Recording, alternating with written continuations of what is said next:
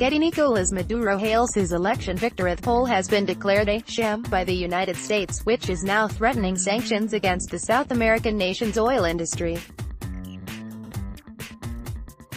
55-year-old successor to former President Hugo Chavez claimed his win was a victory against imperialism. Thousands of his supporters, many sporting red rays, celebrated outside the Miraflores presidential palace as the results came in. Mr. Maduro told them, "The revolution is here to stay," and vowed to prioritize economic recovery after 5 years of recession. Getty opponent Henri Falcon said the election lacked legitimacy. Venezuela's vital oil sector is struggling in the face of falling output, a brain drain and creaking infrastructure, and its problems will be compounded should the U.S. follow through with its sanctions threat. U.S. Republican Senator Marco Rubio, a strident critic of Mr. Maduro, urged isolation of his government and said he supported all policy options to return Venezuela to democracy. U.S. President Donald Trump has said in the past he would not rule out military action against Venezuela, which is home to 30 million people.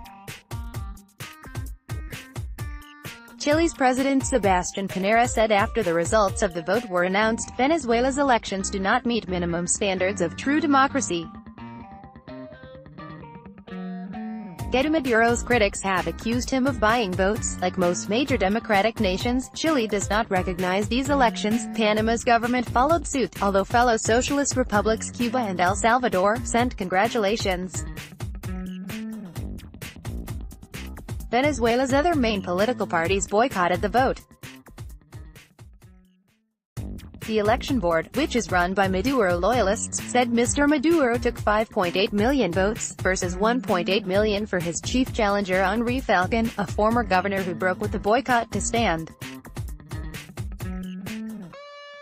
Turnout at the election was 46%, it said, way down from the 80% at the last presidential vote in 2013. Mr. Maduro also fell well short of the 10 million votes he said he wanted to win throughout the campaign.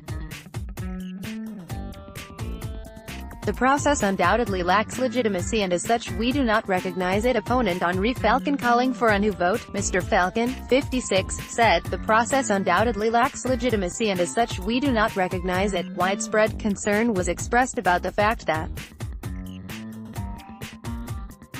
mainly poor Venezuelans were asked to scan state-issued fatherland cards at specially installed red tents after voting in hope of receiving a prize. The cards are required to receive benefits including food boxes and money transfers, sparking allegations that votes were effectively being bought. Venezuela's economy is on the ropes, with the bolivar currency is down 99% over the past year and inflation running at an annual 14,000%, according to the National Assembly.